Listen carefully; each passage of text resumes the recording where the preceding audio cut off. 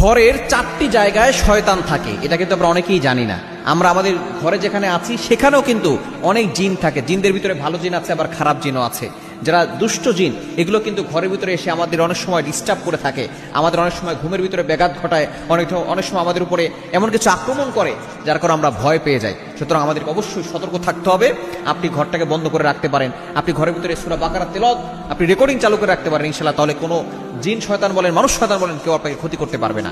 এই 4টা জায়গা অবশ্যই আপনি সতর্ক থাকবেন। নাম্বার 1, 1 নাম্বার হচ্ছে বর্তমানে ঘরে ঘরে অ্যাটাচড টয়লেট হয়েছে, অ্যাটাচড বাথরুম হয়েছে, যেখানে আমরা দেখা যাচ্ছে একেবারে বেডরুমের সাথে বাথরুম। আর আমরা এটাকে সুবিধা মনে করি। আগে ছিল বাথরুম অনেক দূরে, আর এখন একেবারে ঘরের সাথে বাথরুম হয়ে গেছে।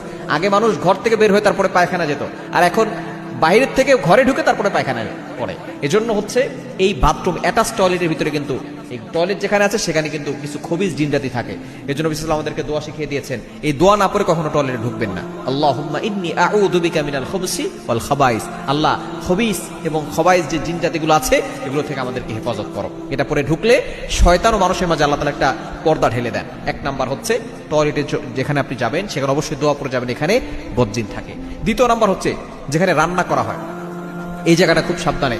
রাতের বেলা গেলে আপনি সালাম দিয়ে যাবেন, এবং যেহেতু সেখানে আগুন জ্বলে সেখানে শয়তান থাকতে পারে। জন্য আপনি যে সময় যাবেন আপনি সালাম দিবেন, এরপরে আউযু বিল্লাহি মিনাশ শাইতানির রাজিম পড়বেন, তাহলে আর কোনো সমস্যা হবে না। 3 নাম্বার হচ্ছে যেখানে দীর্ঘদিন ধরে কাপড় পরে আছে, সেই কাপড় কেউ ধরে না, এই কাপড়ের জায়গাগুলোতে শয়তান বসবাস করে। এজন্য যেখানে 3-4 দিন ধরে অথবা 1 সপ্তাহ 2 সপ্তাহ বা মাসের পর মাস বছরের পর বছর কাপড় পরে আছে, ওই কাপড়টা না ধুয়ে আপনি পরবেন না।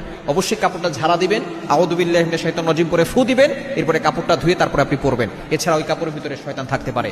এবং 4 নাম্বার হচ্ছে যদি আপনার বাসা থেকে আপনি কোথাও চলে যান এবং বেডরুমে আপনি চাদর বিছিয়ে রেখেছেন, আপনি বাসায় আসার পরে 1 মাস কোথাও ছিলেন অথবা 1 সপ্তাহ 2 সপ্তাহ ছিলেন, আসার পরে আপনি না বিছানা না ঝেড়ে আপনি সেখানে